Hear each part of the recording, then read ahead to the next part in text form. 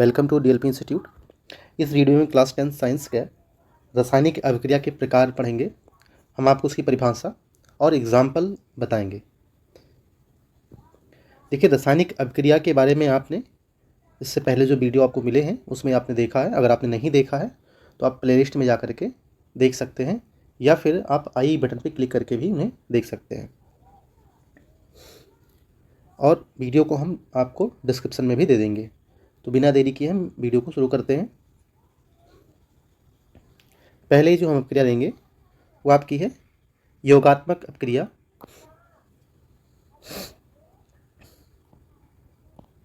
योगात्मक अभिक्रिया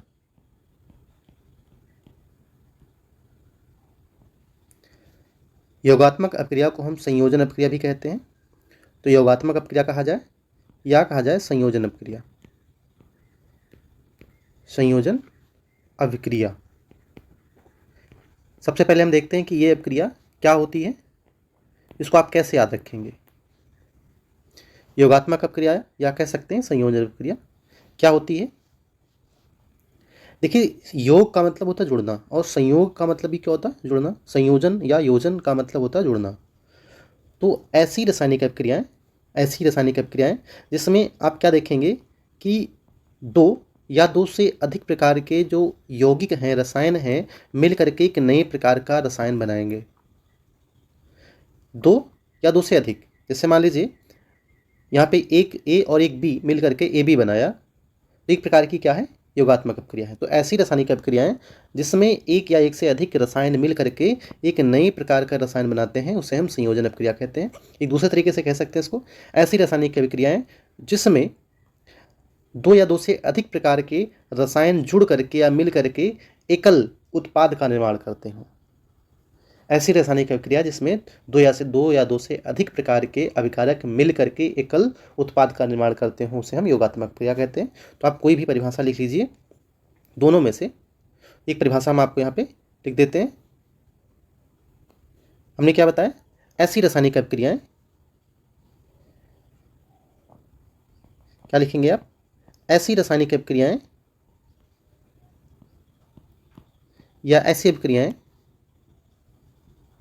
ऐसी रासायनिक अभिक्रियाएं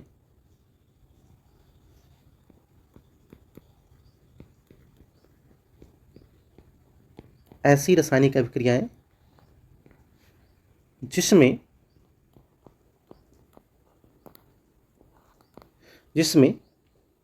दो या दो से अधिक, दो या दो से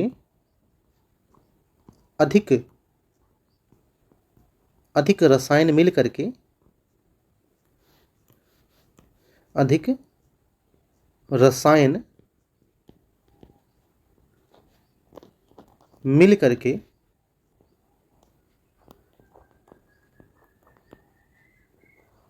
एक नई यौगिक का निर्माण करते हैं। एक नए यौगिक का निर्माण करते हैं, या ऐसा लिख सकते हैं एकल यौगिक का निर्माण करते हैं। अकेले यौगिक का एक नया यौगिक बनाते हैं मिल करके। एकल, एकल का मतलब क्या होता है? केवल एक। एकल का मतलब क्या होता है? केवल एक।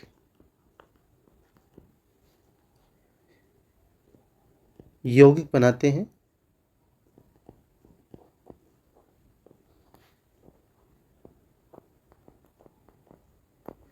यौगिक बनाते हैं तो इसे योगात्मक या संयोजन अभिक्रिया कहते हैं। क्या बोलेंगे इसको? योगात्मक कहें या संयोजन अभिक्रिया कहें, ठीक है? अभिक्रिया कहते हैं। आपको स्पष्ट दिख रहा होगा, परिभाषा आप नोट कर लेंगे। एग्जाम्पल देखिए। एग्जाम्पल जैसे हाइड्रोजन और ऑक्सीजन के अणु जब मिलते हैं तो जल का निर्माण होता है, H2 बहुत सरल एग्जाम्पल है, H2 और O2 मिल करके H2 बनाते हैं। H2 और O2 क्या है? अभिकारक है। H2O क्या है? उत्पाद है। यानी H2 और O2 मिल करके क्या बना रहे हैं? H2O बना रहे हैं, यानी कि उत्पाद बना रहे हैं। यहाँ पे दो प्रकार के रसायन हैं, दो प्रकार के रसायन मिल करके एक नए प्रकार के रसायन का निर्माण किए, तो क्या कहलाएगा? ये योगात्मक अपक्रिया कहलाएगी। ठीक है, अगला एग्जाम्पल देखते हैं। आप एग्जाम्पल नोट कर रहे हैं, जैसे नाइट्रोजन और हाइड्रोजन, नाइट्रोजन और हाइड्रोजन मिलकर क्या बनाते हैं? अमोनिया बनाते हैं, NH3 बना लेते हैं। नाइट्रोजन डाई हाइड्रोजन यानी कि N2H2 मिल करके अमोनिया के निर्माण करते हैं, NH3 का निर्माण करते हैं। तो ये भी एक प्रकार की क्या है? योगात्मक अपक्रिया है। बात समझ में? एग्जाम्पल हम और लिखते हैं, जैसे NH3 अमोनिया और HCl, ये अलग अलग रसायन है, हाइड्रोक्लोरिक अम्ल है। ये मिल करके अमोनियम क्लोराइड नौसादर NH4Cl बनाते हैं। तो ये भी एक प्रकार की क्या है? योगात्मक अपक्रिया है। यहाँ पे क्या ध्यान देना है, यहाँ पे अभिकारक में दो रसायन हो सकते हैं या दो से अधिक रसायन हो सकते हैं, लेकिन उत्पाद में एक ही रसायन होगा। अगर दो या दो से अधिक प्रकार के रसायन मिलते हैं और एक ही रसायन का निर्माण करते हैं तो ये योगात्मक अपक्रिया होगी। ये योगात्मक अपक्रिया क्या जो है पहचान है। इस प्रकार से आप योगात्मक अपक्रिया को पहचानेंगे। ठीक है, आप इसको नोट कर लेंगे। अब दूसरी अपक्रिया जो हम लेते हैं, इसकी ठीक उल्टी है, जिसका नाम है वियोजन अपक्रिया। क्या कहेंगे? वियोजन अपक्रिया। दूसरा जो है ये डालेंगे आप, वियोजन अपक्रिया, या इसी को अपघटन अपक्रिया भी कहा जाता है। वियोजन या अपघटन अपक्रिया, वियोजन या अपघटन अभिक्रिया। ठीक है,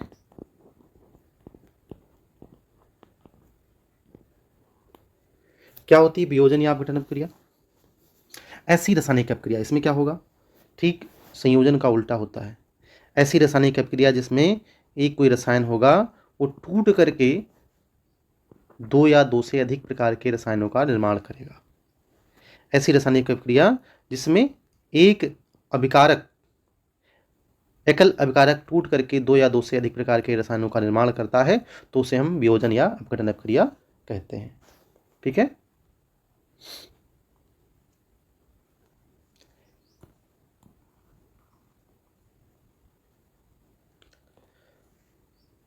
चलिए देखिए इसकी परिभाषा क्या लिखेंगे आप।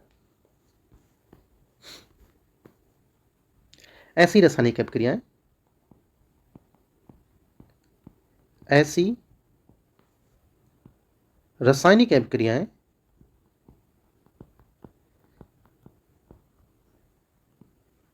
ऐसी रासायनिक अभिक्रियाएं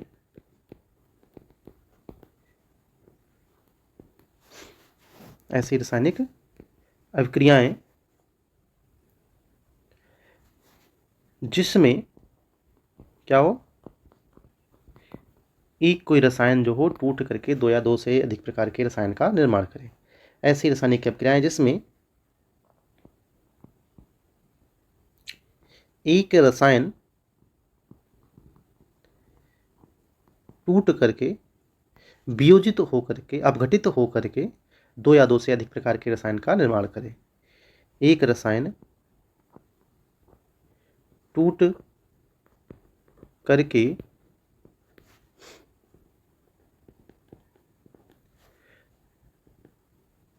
दो या दो से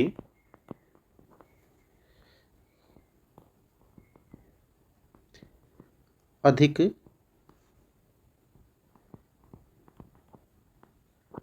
रसायन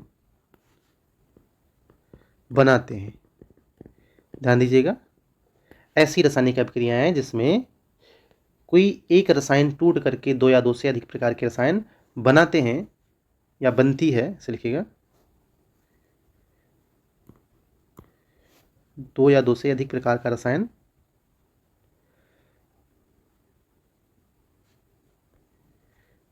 टूट करके 2 या 2 से अधिक प्रकार के रसायन बनाता है, तो इसे क्या बोला जाएगा? तो इसे वियोजन या अपघटन प्रक्रिया कहेंगे। तो इसे हम क्या बोलेंगे? वियोजन या अपघटन प्रक्रिया।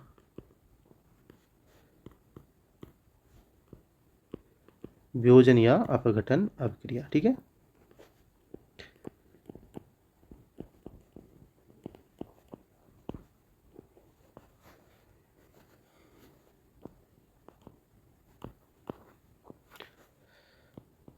अब इसका एग्जांपल देखिए।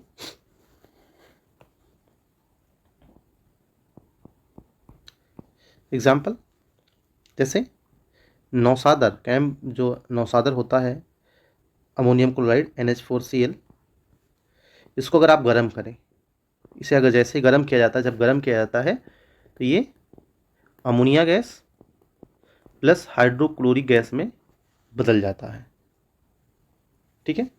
ये वास्तविक में सॉलिड अवस्था में होता है, ठोस अवस्था में, और ये दोनों गैसीय अवस्था में परिवर्तित हो जाते हैं। ठीक इसी प्रकार से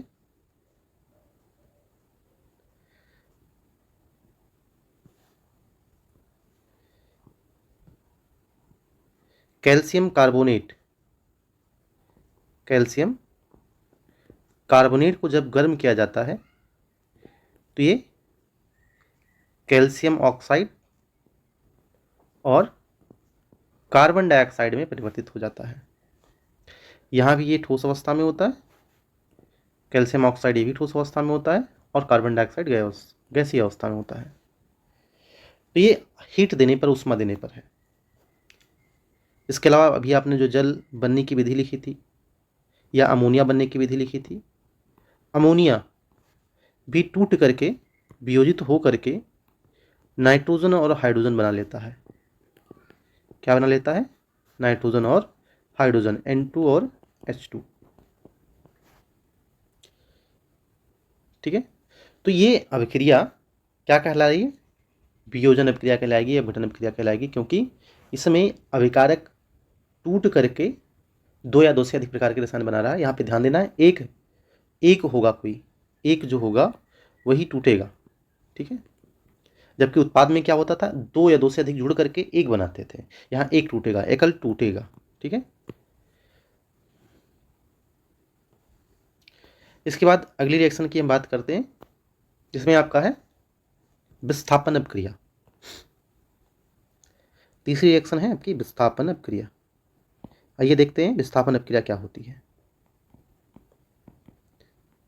विस्थापन अपक्रिया, डिस्प्लेसमेंट रिएक्शन बोलते हैं इसको अंग्रेजी में।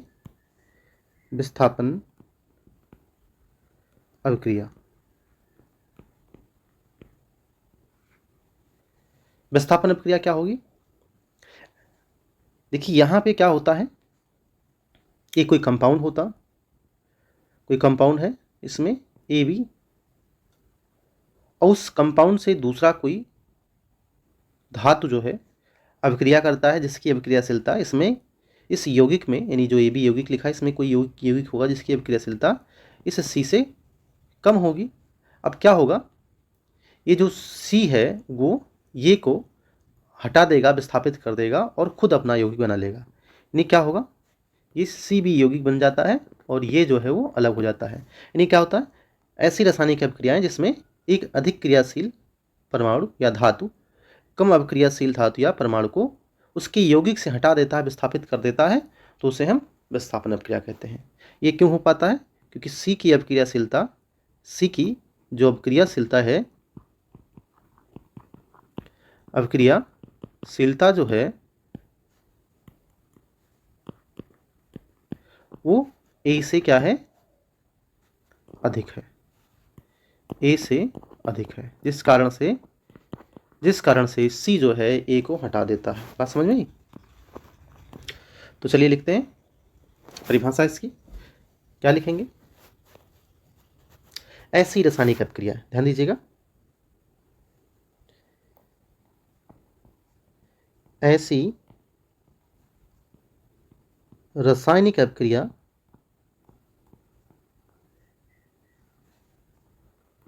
ऐसी रासायनिक अभिक्रिया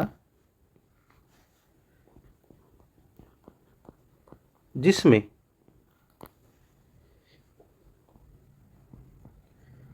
कोई एक अधिक क्रियाशील, कोई एक अधिक क्रियाशील, अधिक रिएक्टिव, अधिक क्रियाशील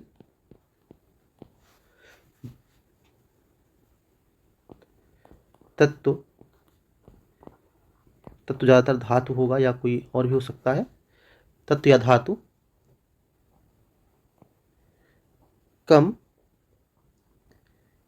क्रियाशील या विक्रियाशील, कम क्रियाशील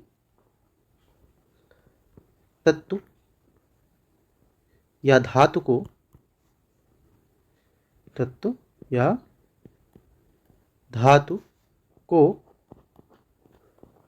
उसके यौगिक से क्या करता है? हटा देता है, विस्थापित कर देता है। उसके यौगिक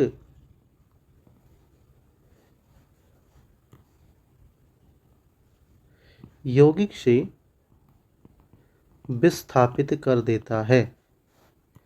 क्या कर देता है? विस्थापित कर देता है।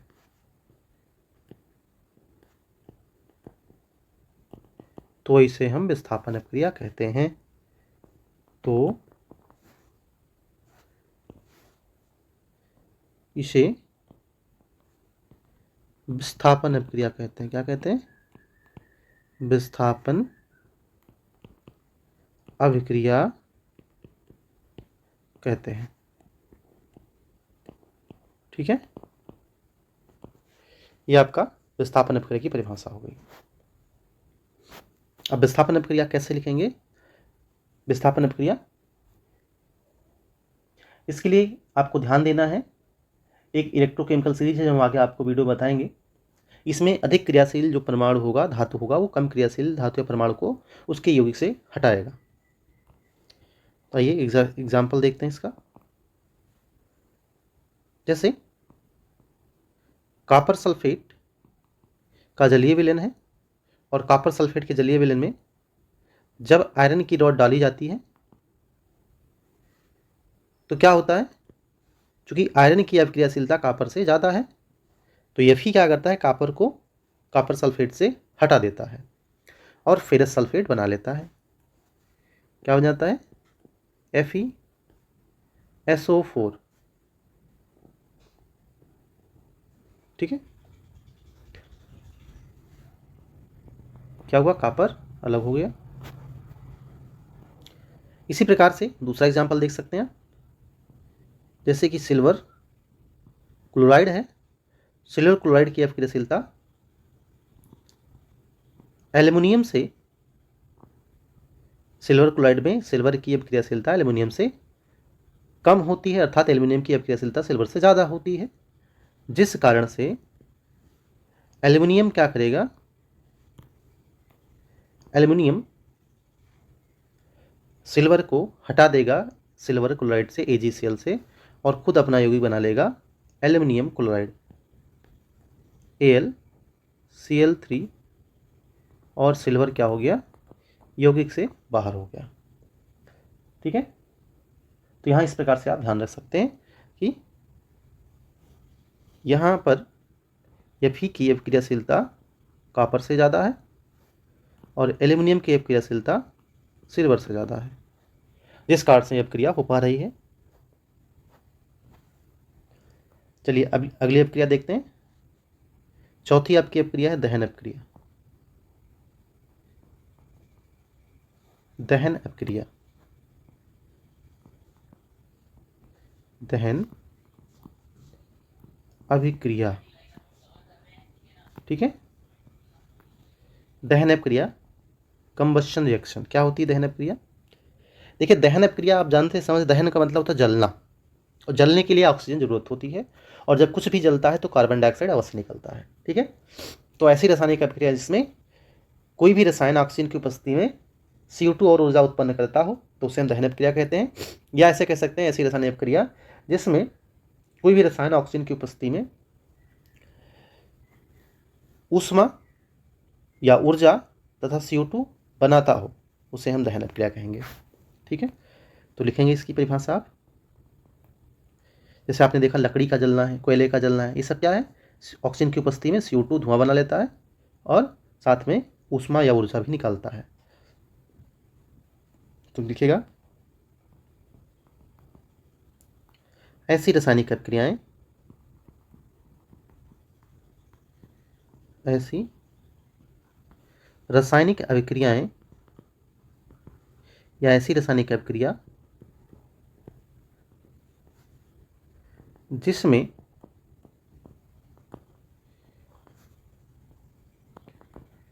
कोई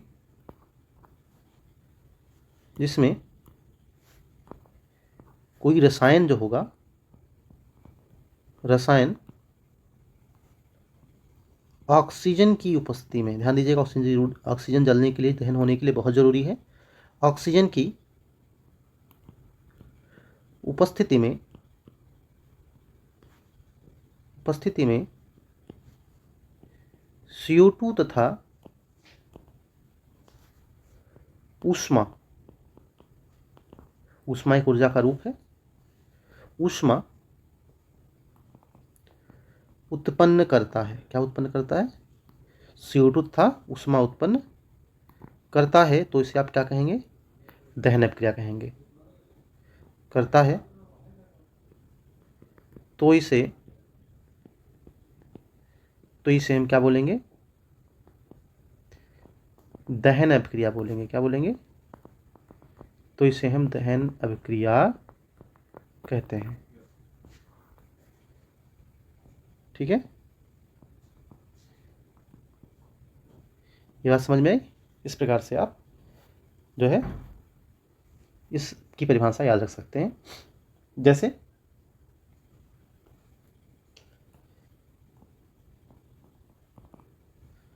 कार्बन का ऑक्सीजन की उपस्थिति में CO2 और ऊष्मा का उत्पन्न करना, ऊर्जा का उत्पन्न करना दहन अपक्रिया का एग्जाम्पल है।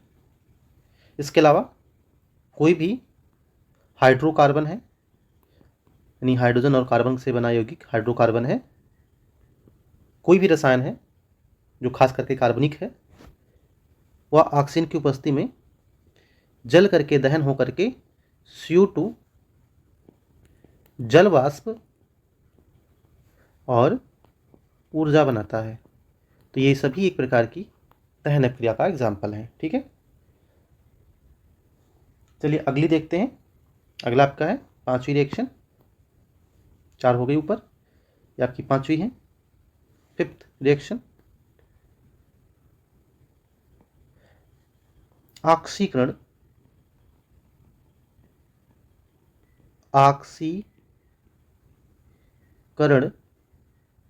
या इसी को आप क्या कहते हैं? उपचयन। उपचयन आपने सुना होगा। उपचयन का मतलब जो है ऑक्सीकरण भी होता है, और अपचयन का मतलब तो अपचयन ही होता है केवल। तो उपचयन ऑक्सीकरण कहा जाए या उपचयन कहा जाए, उपचयन अपक्रिया। देखिए ऑक्सीकरण अपचयन में क्या होता है? ऑक्सीकरण में ऑक्सीकरण अवस्था का बढ़ना होता है। वास्तविक में ऑक्सीकरण अवस्था का बढ़ना। अब ऑक्सीकरण अवस्था कैसे कैसे बढ़ती है? ऑक्सीकरण अवस्था ऑक्सीजन के जुड़ने से बढ़ती है, या कम विद्युत ऋणात्मक तत्व के जो कम विद्युत ऋणात्मक तत्व हैं उनके निकलने से होगी, या ज़्यादा विद्युत ऋणात्मक तत्व के जुड़ने से होगी। अगर ज़्यादा विद्युत ऋणात्मक, तो यानी कि जो भी परमाणु है जिसमें कोई परमाणु जुड़ रहा है, उस परमाणु से ज़्यादा दूसरे की विद्युत ऋणात्मकता, जैसे मान लीजिए एग्जाम्पल के लिए कोई ये परमाणु है, अब ये में C जुड़ रहा है, तो C की विद्युत ऋणात्मकता अगर A से ज़्यादा है तो A का हो जाएगा ऑक्सीकरण। क्या हो जाएगा? ए का ऑक्सीडेशन हो जाएगा, ऑक्सीकरण हो जाएगा। क्यों हो जाएगा? क्योंकि सी जो है ए के इलेक्ट्रॉनों को ले लेगा और ए पर धनात्मक चार्ज आ जाएगा, यानी कि ए की ऑक्सीकरण अवस्था बढ़ जाएगी, जिससे कहेंगे ए का ऑक्सीकरण हो गया। या दूसरे शब्दों में कहें, जो कोई यौगिक है, मान लीजिए ये ए भी यौगिक है, अब इस यौगिक से जो है बी निकल रहा है और बी की जो विद्युत ऋणात्मकता है, जो बी की विद्युत ऋणात्मकता है वो ए से कम है, यानी कि जो परमाणु निकल रहा है उसकी विद्युत ऋणात्मकता कम है और जो जुड़ रहा है उसकी विद्युत ऋणात्मकता ज़्यादा है। तो इस केस में कहा जाएगा ए का ऑक्सीडेशन हो रहा है। यानी एक ऑक्सीडेशन होने के लिए क्या होना जरूरी है कि जो परमाणु जुड़ रहा है उसका जो विद्युत ऋणात्मकता हो, इलेक्ट्रोनेगेटिविटी हो, वो ज़्यादा होनी चाहिए और जो निकल रहा है उसकी विद्युत ऋणात्मकता कम होनी चाहिए, तभी उस परमाणु का जो है ऑक्सीकरण होगा या उपचयन होगा। तो इसको हम साधारण शब्दों में कह सकते हैं ऐसी रासायनिक क्रियाएं, ध्यान दीजिएगा, ऐसी रासायनिक क्रियाएं, ऐसी रासायनिक अभिक्रियाएं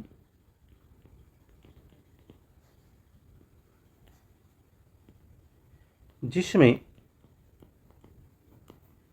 क्या होता हो, जो अभिकारक है उसका ऑक्सीकरण होता हो।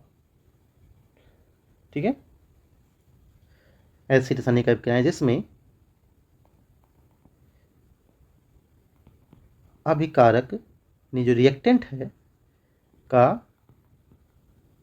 ऑक्सीकरण होता हो। क्या होता हो? ऑक्सीकरण होता हो।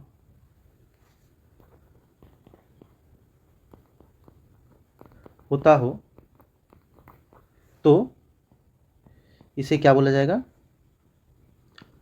ऑक्सीकरण क्रिया कहा जाएगा। क्या कहा जाएगा?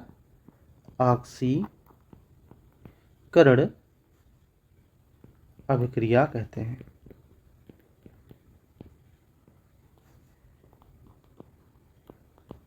क्या बोलेंगे? तो इसे हम ऑक्सीकरण अभिक्रिया बोलेंगे। ठीक है,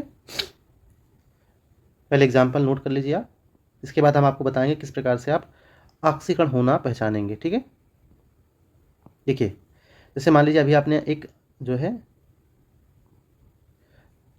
योगात्मक अभिक्रिया लिखी थी, वहाँ पे आपने देखा था H2 और O2 जुड़ करके H2 बना रहे थे।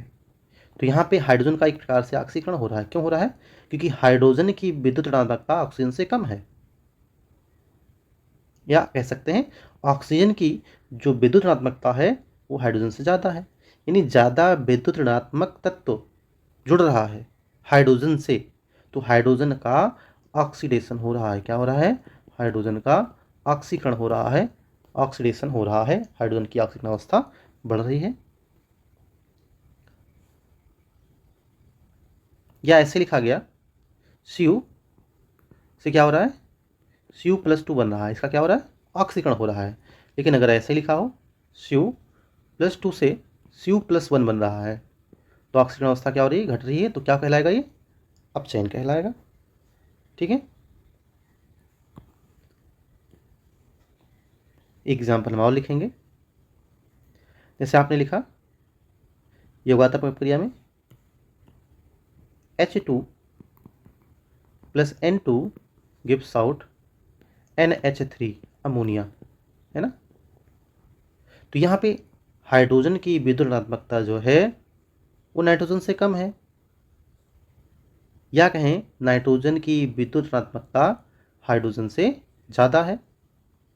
नाइट्रोजन की विद्युत ऋणात्मकता हाइड्रोजन से ज़्यादा है, यानी ज़्यादा विद्युत ऋणात्मक तत्व जिस परमाणु से जुड़ रहा है उसका हो रहा है ऑक्सीकरण। यानी कि यहाँ पर हाइड्रोजन का क्या हो रहा है? ऑक्सीडेशन हो रहा है। क्या हो रहा है? ऑक्सीकरण हो रहा है। तो आपको ऐसी रासायनिक अभिक्रियाएं छांटनी है जिसमें क्या होता हो?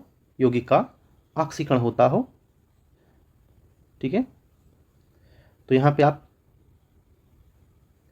एक एग्जाम्पल और लिख सकते हैं, से कॉपर + HCl तो यहाँ पे बनेगा CuCl2 प्लस H2। यहाँ पे कॉपर की ऑक्सीकरण अवस्था अगर आप देखेंगे तो 0 है, और यहाँ अगर देखेंगे आप तो कॉपर की ऑक्सीजन स्टेट जो है वो +2 है। अब दो तरीके से देख सकते हैं आप। यहाँ पर Cl, कॉपर से कौन जुड़ रहा है? Cl जुड़ रहा है। तो Cl की विद्युत ऋणात्मकता जो है, इलेक्ट्रोनेगेटिविटी जो है कॉपर से ज़्यादा है, जिससे क्या हो रहा है, कॉपर के इलेक्ट्रॉनों को क्लोरीन खींच ले रहा है, जिससे कॉपर पर ऑक्सीडेशन स्टेट बढ़ रही है, प्लस का चार्ज आ जा रहा है, जिससे हम कहेंगे कॉपर का क्या हो गया? ऑक्सीडेशन हो गया, ऑक्सीकरण हो गया। ठीक है, चलिए अगला देखते हैं, अपचयन अपक्रिया। सबसे पहले हम आपको इसमें बता देते हैं कि ऑक्सीडेशन कैसे पहचाने आप। ठीक है, नोट करके आप नोट कर लीजिए, जैसा कि मैंने आपको बताया था कि हम बता देंगे आपको। देखिए यहाँ लिख लीजिए ऑक्सीकरण की पहचान। ऑक्सीकरण की पहचान, हाउ टू आइडेंटिफाई ऑक्सीडेशन अकर। कैसे पहचानेंगे आप? देखो दो चीजें हैं, ज्यादा विद्युत ऋणात्मक जुड़े या कम विद्युत ऋणात्मक निकले। समझ रहे हैं? एक और हो सकता है, अब चूंकि इसी कारण होता है ऑक्सीकरण अवस्था बढ़े, ऑक्सीकरण अवस्था बढ़े।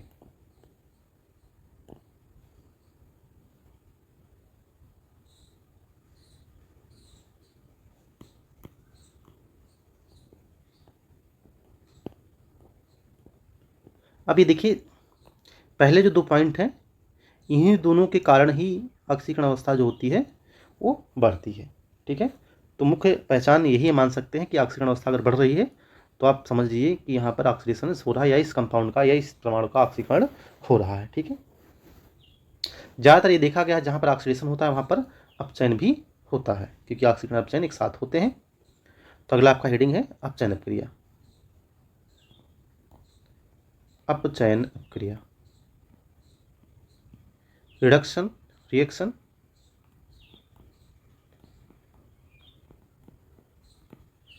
अपचयन अपक्रिया। देखिएगा क्या होगा, ऐसी रासायनिक अपक्रिया जिसमें अभिकारक का अपचयन होता है, सेम जो है ऑक्सीकरण का उल्टा। ऐसी रासायनिक अपक्रिया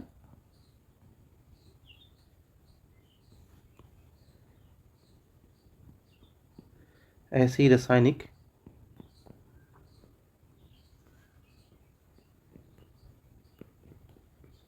अपक्रिया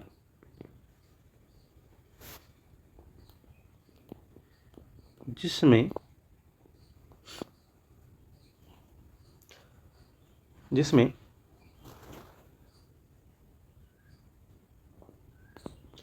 जो रिएक्टेंट हो, अभिकारक हो, जिसमें अभिकारक का अपचयन होता है। क्या होता है? जिसमें अभिकारक का अपचयन होता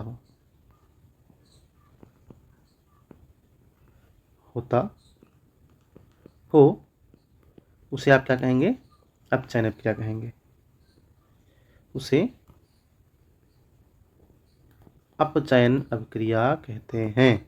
क्या कहते हैं? अपचयन अपक्रिया कहते हैं।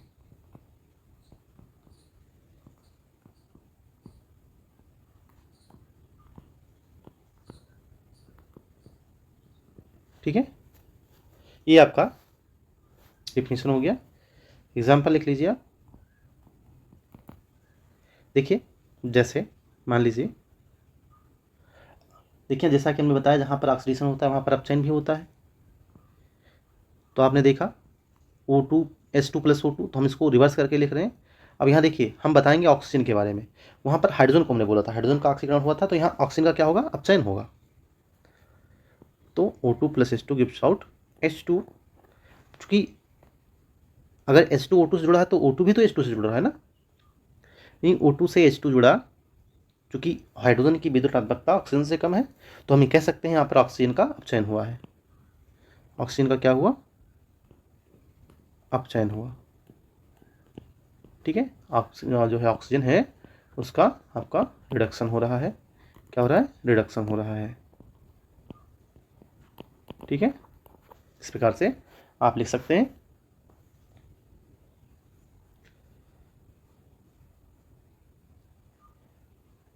इसके अलावा बाकी एक एग्जाम्पल देख लीजिए। जैसे मान लीजिए Cl2 है और Cl2 से 2 Cl माइनस बन गए, तो यहाँ पर Cl पर ऑक्सीडेशन स्टेट क्या है? Cl पर ऑक्सीडेशन स्टेट यहाँ पे क्या होगी? ऑक्सीजन अवस्था क्या होगी? शून्य होगी। और यहाँ Cl पर कितनी है? -1 है। तो ऑक्सीजन अवस्था क्या हो रही है? घट रही है, 0 से -1 हो रही है। तो क्या होगा यहाँ पे? यहाँ पर अपचयन हो रहा है। ठीक है, अपचयन की पहचान क्या होगी? जो ऑक्सीकरण में हो रहा है ठीक उसी का विपरीत अगर होता है तो उसे आप क्या कहोगे? यहाँ पर अपचयन हो रहा है। ठीक है, अब आप बात कर लेते हैं नोट में रेडॉक्स की। नोट में ये लिख लीजिए आप रेडॉक्स। रेडॉक्स को हिंदी में भी रेडॉक्स ही कहा जाता है। जैसा नाम से पता चलता है रेड प्लस ऑक्स बराबर रेडॉक्स, यानी ऐसी अभिक्रिया जिसमें रिडक्शन भी हो और ऑक्सीडेशन भी हो, ऐसी रासायनिक अभिक्रिया जिसमें अभिकारक का ऑक्सीकरण भी होता है और अपचयन भी होता है, ऐसी रासायनिक अभिक्रियाओं को हम या ऐसी अभिक्रियाओं को हम रिडक्शन रिएक्शन कहते हैं, सॉरी रिडॉक्स अभिक्रिया कहते हैं, या जो है जब उपचय अपचय अभिक्रिया बोला जाएगा, उपचय अपचय अभिक्रिया, क्योंकि उपचय भी हो रहा है, अपचयन भी हो रहा है और जो है अपचयन भी हो रहा है, उपचयन भी हो रहा है, अपचयन भी हो रहा है, तो ये रेडॉक्स बोला जाएगा। तो रासायनिक ऐसी रासायनिक अभिक्रिया जिसमें ऑक्सीकरण और अपचयन दोनों एक साथ होता है, यानी कि उपचयन और अपचयन एक साथ होता है। तो लिख लीजिए ऐसी रासायनिक अभिक्रियाएं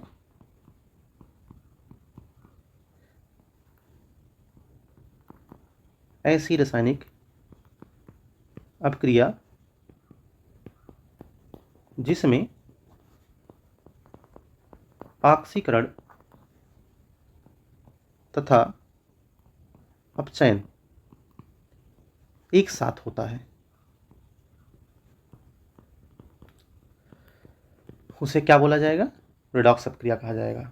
ठीक है, उसे हम बोलेंगे रेडॉक्स अभिक्रिया। सबसे अच्छा एग्जाम्पल आपको लिख देते हैं Cl2 plus NaOH sodium hydroxide sorry, क्या बनाएगा? ये ammonium chloride NOCl, sodium hypochlorite है ये यहाँ पे, प्लस आपका बनाएगा H2O। तो यहाँ पे Cl का देखेंगे आप तो Cl का ऑक्सीडेशन स्टेट यहाँ पर -1, और यहाँ पर अगर आप देखते हैं तो यहाँ पर आपको मिलेगा +1। तो Cl 0 से -1 +1 दोनों हो रहा है, मतलब ऑक्सीडेशन स्टेट बढ़ भी रहा है और घट भी रहा है, तो इसलिए Cl का हो रहा है ऑक्सीकरण और अपचयन दोनों इसलिए ये कहलाएगी एक प्रकार की रेडॉक्स अभिक्रिया। ठीक है, अब अगला बात करते हैं अवक्षेपण अभिक्रिया की। अगला है आपका अवक्षेपण अभिक्रिया, प्रेसिपिटेशन रिएक्शन। सॉरी, अवक्षेपण अभिक्रिया क्या होता है? वह रासायनिक अभिक्रिया जिसमें उत्पाद जो प्राप्त होता है वो घुलनशील नहीं होता है, यानी कि एक जो उत्पाद होगा, कम से कम एक उत्पाद वो अघुलनशील होगा। तो ऐसी रासायनिक अभिक्रिया जिसमें प्राप्त होने वाला उत्पाद जो होता है कम से कम एक अघुलनशील उत्पाद हो। जैसे आपने देखा होगा अगर आप पानी में थोड़ी मिट्टी डाल लो तो थोड़ी देर बाद अगर उसको रख दो तो क्या होता है? मिट्टी नीचे बैठ जाता है, तो कहते हैं ये मिट्टी का अवक्षेप प्राप्त हुआ है। तो अवक्षेप का मतलब क्या होता है? जो अघुलनशील होता है उसे हम अवक्षेप बोलते हैं। तो ऐसी अभिक्रिया में अगर ऐसा हो कि अभिक्रिया होने के बाद जो उत्पाद मिले उसमें से कि कोई एक भी उत्पाद अगर वो घुलनशील नहीं है, अवक्षेपित हो जाता है, तलहटी में नीचे बैठ जाता है, तो उसे हम अवक्षेपण अभिक्रिया कहेंगे। तो लिखिएगा, ऐसी रासायनिक अभिक्रियाएं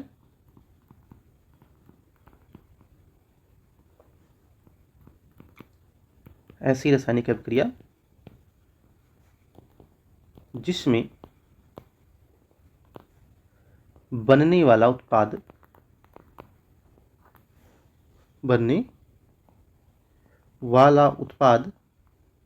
बनने वाला ऐसे लिख देते हैं, कम से कम एक उत्पाद, कम से कम एक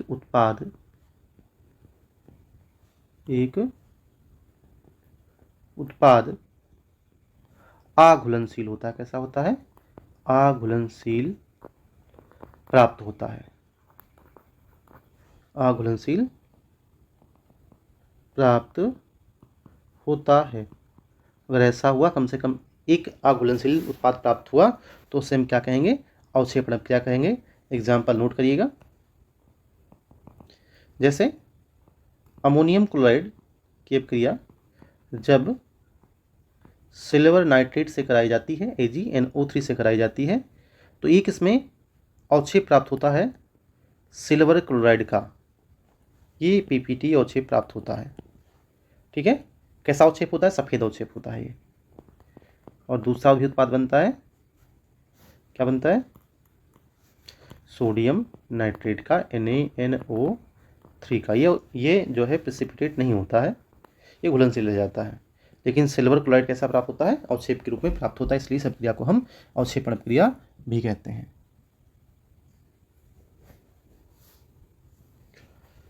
चलिए अगला देखते हैं। अगला आपका है द्विविस्थापन अभिक्रिया। द्विविस्थापन अभिक्रिया, डबल डिकम्पोजिशन के बोलते हैं इसको, या आयन एक्सचेंज रिएक्शन भी बोलते हैं। द्विविस्थापन अभिक्रिया या आयन विनिमय अभिक्रिया, या इसी को क्या कहते हैं? आयन विनिमय अभिक्रिया। आयन विनिमय अभिक्रिया, इसमें क्या होगा? ऐसी रासायनिक अभिक्रिया है जिसमें आयनों का अदला बदली होगा। एक अभिकारक दूसरे अभिकारक के आयन से अदला बदली कर लेगा, यानी कि अपना आयन उसको दे देगा और अपना आयन जो है उसको दे देगा और उसका आयन खुद ले लेगा। जैसे मान लीजिए दो कंपाउंड है, एक AB है, दूसरा CD है, तो इसमें क्या होगा? ये दोनों आयन जो हैं एक दूसरे से बदल जाएंगे, यानी कि D के साथ A आ जाएगा और B के साथ C चला जाएगा, तो क्या बन जाएगा? ये बन जाएगा आपका AD प्लस CB। इस प्रकार से ऐसी कहीं भी अभिक्रिया आपको दिखे तो आप समझ जाइए एक प्रकार की द्विविस्थापन या आयन विनिमय अभिक्रिया है। ठीक है, तो लिखिएगा, ऐसी रासायनिक अभिक्रियाएं ऐसी रासायनिक अभिक्रियाएं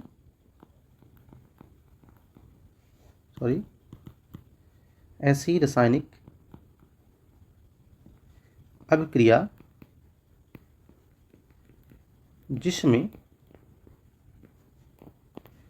अभिकारकों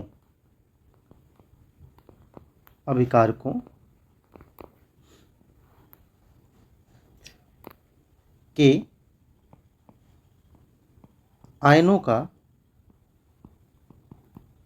आयनों की लिखिएगा, आयनों की अदला बदली होती है। ऐसा लिख लीजिए, ज़्यादा सही रहेगा। अदला बदली यानी कि एक्सचेंज होता है। एक्सचेंज का मतलब समझते हैं, एक दे करके दूसरा लेना, है ना? एक्सचेंज होता है। क्या होता है? एक्सचेंज होता है, एक्सचेंज होती है, उसे हम क्या बोलेंगे? द्विविस्थापन अभिक्रिया कहेंगे। जैसे एग्जाम्पल के लिए हम ले रहे हैं आपके साथ, आपको देखिए, ध्यान दीजिए। जैसे फेरिक क्लोराइड और जिंक नाइट्रेट ZnNO3 का होल ट्वाइस। अगर आपको आयन से यौगिक लिखना नहीं आता है तो प्लेलिस्ट में जाकर के आयन से यौगिक कैसे लिखें ये देख लीजिए, और हम आपको इस वीडियो की लिंक डिस्क्रिप्शन में भी दे देंगे किस किस प्रकार से आयन से यौगिक लिखा जाता है और किस प्रकार से आयन के जो बने यौगिक होते हैं उनका नाम बोलते हैं या लिखते हैं।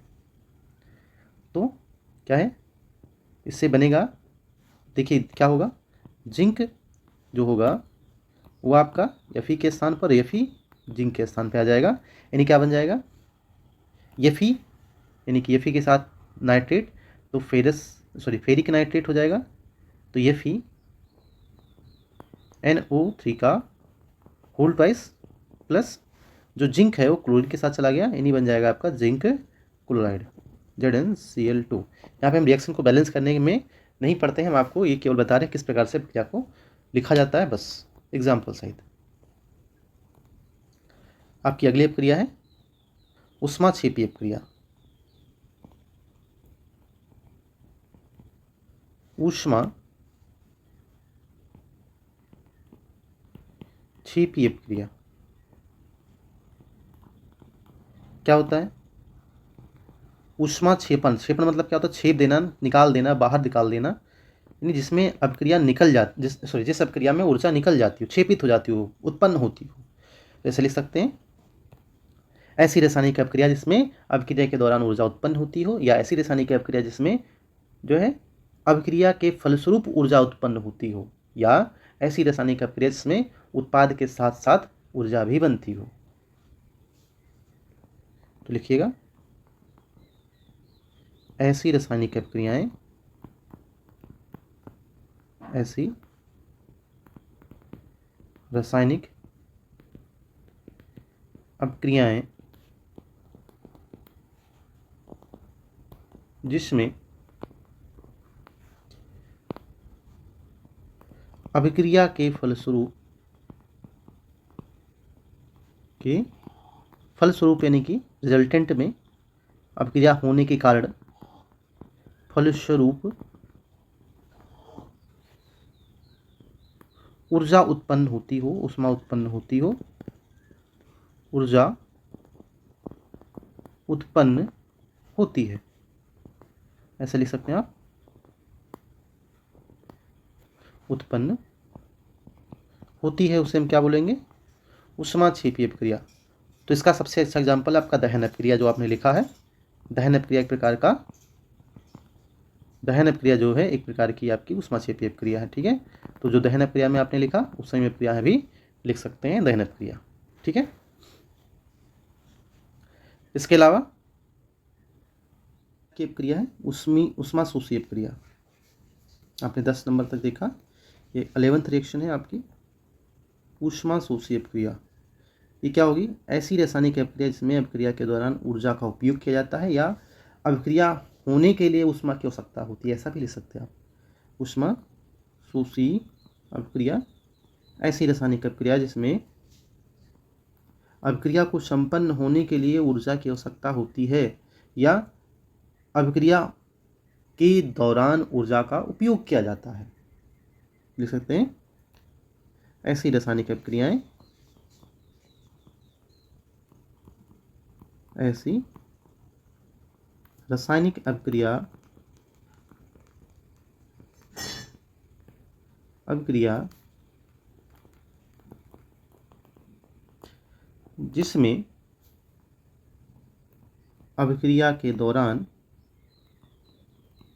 जिसमें अपक्रिया के दौरान, या अपक्रिया के होते समय दौरान ऊर्जा उपयोग की जाती है या ग्रहण की जाती है, देख सकते हैं उपयोग की जाती है, ग्रहण की जाती है, अपक्रिया होने के लिए ऊर्जा की आवश्यकता होती है, की जाती है। जैसे आपने देखा था ऊष्मीय वियोजन, अमोनियम क्लोराइड नौसागर का टूटना, है ना। तो आप लिख लीजिए, इसका एग्जाम्पल आपका रहेगा ये ऊष्मीय वियोजन एक प्रकार की ऊष्माशोषी अपक्रिया ही है, वियोजन। तो आप इसको वहीं का जो एग्जाम्पल है सेम वही सारे एग्जाम्पल रहेंगे। तो अभी हमने आपको इस वीडियो में अपक्रिया के प्रकार, उसकी परिभाषा तथा उसके एग्जाम्पल बताए। शेष हम जो है नेक्स्ट वीडियो में आपको देंगे। वीडियो आपको अच्छा लगे तो लाइक से कमेंट ज़रूर करें और वीडियो को शेयर करिए साथ में चैनल को सब्सक्राइब करना ना भूलें। वीडियो देखने के लिए बहुत बहुत धन्यवाद।